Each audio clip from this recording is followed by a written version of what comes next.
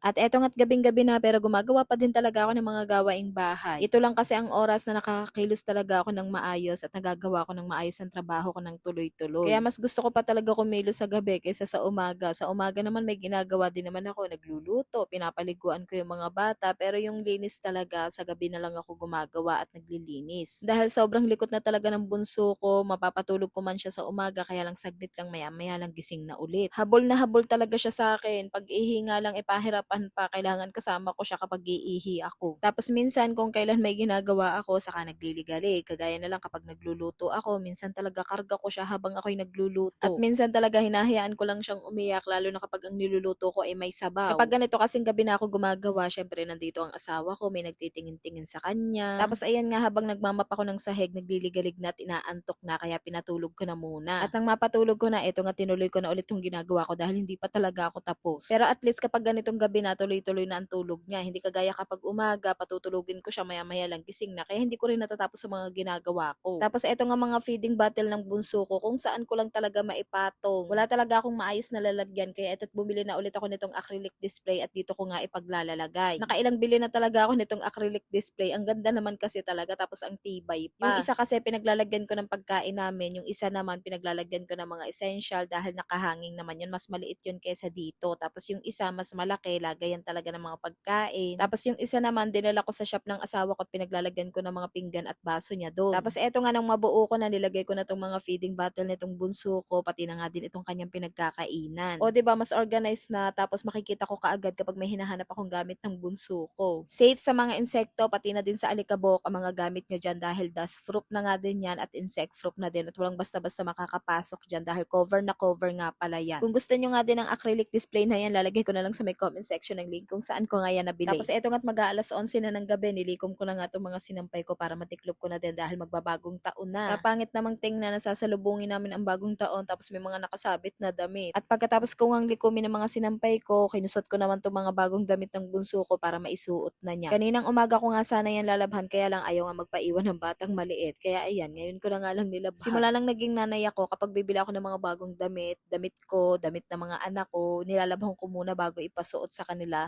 Hindi kagaya nung dalaga pa ako na kapag bibili ako ng bagong damit, diretso suot na kaagad. Kapag nagiging nanay na talaga tayo, ang dami talagang nagbabago. At nang maisampay ko na nga ang mga damit ng bunso ko, eto nga't inumpisahan ko ng tiklupin to mga tiklupin ko. Pinapatulog na nga ako ng asawa ko dyan. Ay sabi ko, hindi to pwedeng ipagpabukas, kailangan matiklop na to. Dahil kapag pinagpabukas ko pa to, baka abutin na naman ng hapon bago ko matiklop. Sa totoo lang, napakadami ko talagang kailangan gawin. Kailangan ko pang ayusin ang mga damit na namin at hindi ko pa talaga maayos-ayos. Eto nga't fast forward na, nakatapos na nga ako sa pagtitiklop, at pagkatapos ko nga magtiklop, nag-edit naman ako.